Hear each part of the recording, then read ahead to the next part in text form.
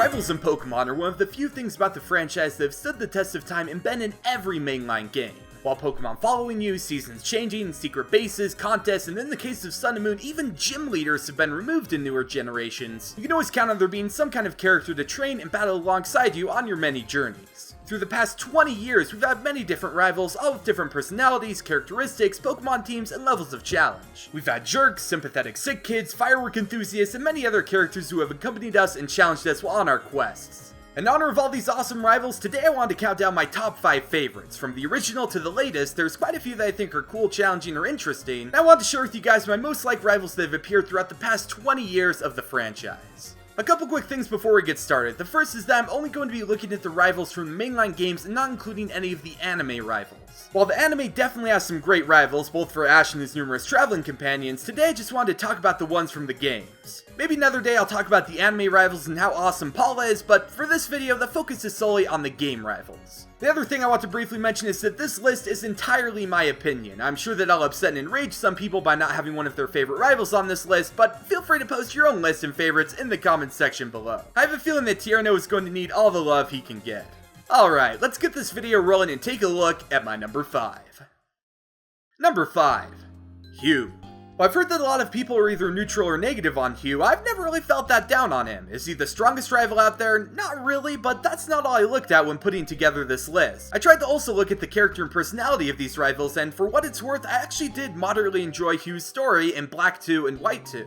One aspect that I really liked about him was his motivation and drive for adventuring outside of Aspertia Town and ultimately being your rival in the games. In case you're out of the know, the entire reason that Hugh even left his hometown and went on a journey was to try and recover a Purloin that Team Plasma stole from his sister. This makes his actions and goals throughout Black and White 2 seem a lot more personal. His hatred of Team Plasma and him assisting you in taking them down all stems from what happened years ago, and I found it to be decently compelling.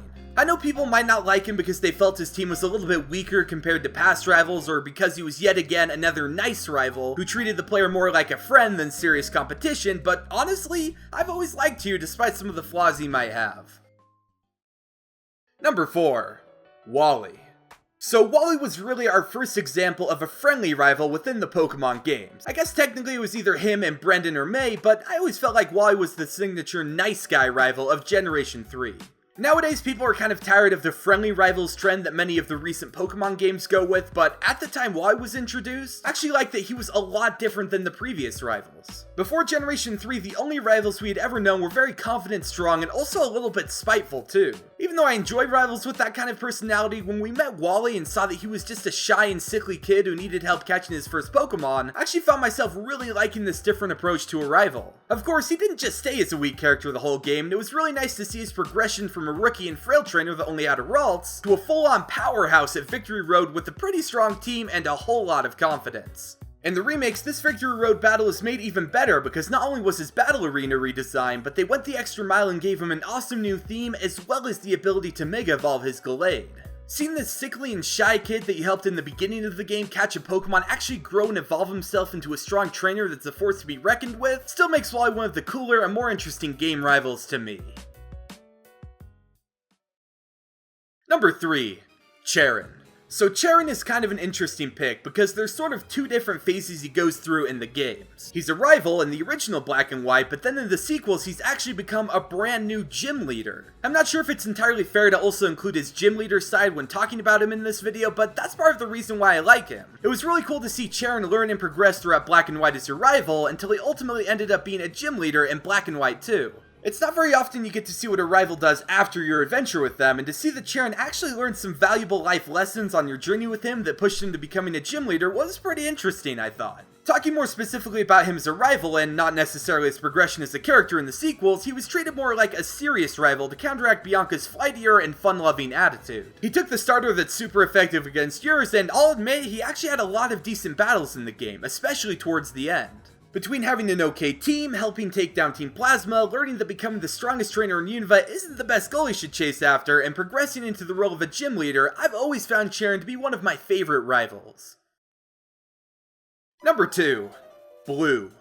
What more is there to really say about Blue that hasn't been said already? He's cocky, overconfident, and also strong too. He makes for not just a great introduction to rivals in the Pokemon franchise, seeing as how he was the first ever, but he still stands the test of time as being one of the more memorable ones. All along your journey, he's always been one step ahead of you, and at least for me, it always pushed me to keep moving forward and trying to get stronger and better to keep beating him. When I got to the Indigo Plateau for the first time and found out that Blue would somehow beat me there and become the champion, I was crazy motivated to take him down a notch, which to me is one of the best things that Blue does. It makes you want to get stronger and beat him, and that's a feeling I felt is a little bit lacking with some of the newer rivals. I just feel awful when I beat Serena. What's also pretty cool about Blue is that in Generation 2 and its remakes, he actually became a gym leader, which I think definitely says something about how strong and good of a trainer he is. Kind of like Charon though, I'm not sure if it's really fair to include this fact about him when judging him as a rival, but even if I don't take his gym leader status into account, I still absolutely love Blue as a rival. He was a douche while also having the strength to back it up, and throughout the games, I thought he was a fantastic rival to the player.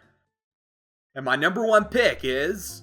You guys probably already guessed this one, but my absolute favorite Pokemon rival is Silver from Generation 2 and its remakes. Now I don't want to self-promote or anything, but I actually made an entire video devoted to Silver and everything he does throughout the franchise, and after doing hours of research about him, it only made me further like and enjoy everything about this character. There's many reasons why Silver is my favorite rival, but one of the biggest is his personality and attitude that he brings into the games. In Generation 1 we had Blue, who, as we talked about, had sort of a meaner personality and was very cocky and confident. He was a rival that made you constantly want to get stronger and beat him, and I feel that's one of the best things a rival can do. Silver, in my opinion, escalated that kind of mean rival personality that Blue had to a whole other level, and he was almost borderline evil for most of the games. He was very abrasive to talk to, he stole Pokemon, he constantly belittled you, and honestly, I couldn't stand to ever let him beat me in a battle. I know that probably makes Silver sound awful and like a rival you wouldn't really want to be around, but I truly found him to be compelling and great.